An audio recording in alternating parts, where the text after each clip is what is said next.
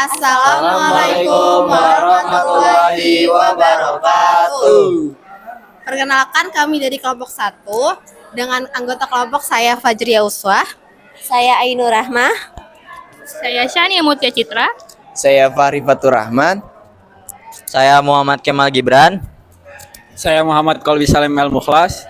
Baik, kami dari kelompok 1 akan membahas topik yang sangat penting, yaitu tentang ilmu kalam, etika, dan akidah dalam kejujuran perdagangan hasil tani.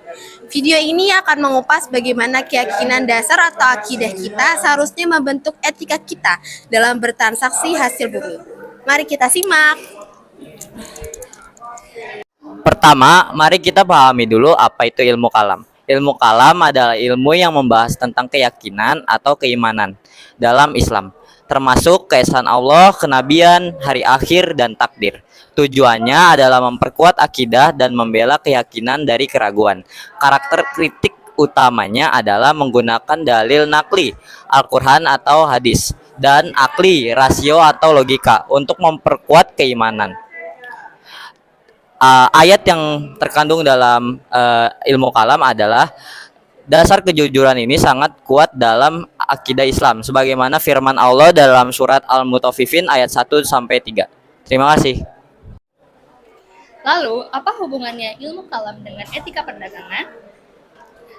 Akidah yang benar, khususnya keyakinan terhadap hari akhir atau yaumul hisab dan pengawasan Allah atau muraqabah adalah pengawas internal terbaik bagi seorang pedagang.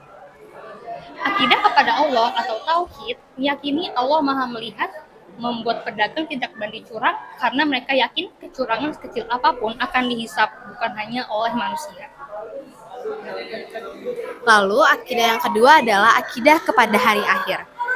Pedagang tahu bahwa keuntungan duniawi yang didapat dari menipu tidak akan menyelamatkan mereka di akhirat, dan kerugian akhirat jauh lebih besar. Hadis wajibnya yaitu Rasulullah SAW bersabda, 2 orang yang berjual beli memiliki hak khiyar atau pilihan selama mereka belum berpisah. Jika keduanya jujur dan menjelaskan, maka keduanya akan diberkahi dalam jual beli mereka.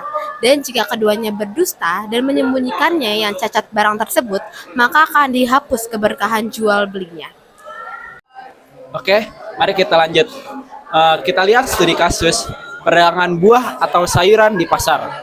Contoh, seorang pedagang hasil tani menghadapi godaan untuk mencampur barang bagus dengan barang busuk di bagian bawah tumpukan, atau menambahkan air pada produk seperti udang atau ikan untuk menambah berat pada timbangan. Dalam konteks ilmu kalam, jika pedagang tersebut meyakini akidah secara kuat, ia akan memilih kejujuran, menjelaskan cacat barang jika ada, menepati timbangan, tidak mengurangi takarannya. Terus, keyakinan akan pengawasan Allah adalah satu-satunya benteng dari perbuatan curang ini. Menurut pandangan ulama, Imam Al-Ghazali dalam kitabnya Ihya Ulumuddin menekankan bahwa etika berbisnis bukan hanya tentang hukum fikih, tapi juga tentang keikhlasan hati yang merupakan ranah akidah atau tasawuf. Pedagang harus berbisnis dengan niat mencari ridha Allah, bukan sekedar keuntungan.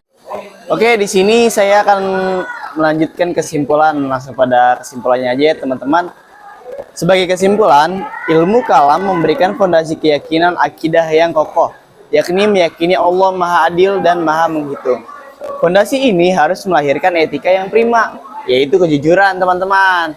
Bagi pelaku agribisnis, kejujuran dalam berdagang hasil tani bukan hanya aturan bisnis, tetapi cermin keimanan, keberkahan dalam bertani, berdagang, dan hanya dengan ketika kita mengatakan akidah yang benar teman-teman. Terima kasih. Sekian dari kami kelompok 1 yang membahas tentang ilmu kalam, etika, dan akidah dalam kejujuran perdagangan hasil tani. Sekian dari kami. Wassalamualaikum warahmatullahi wabarakatuh.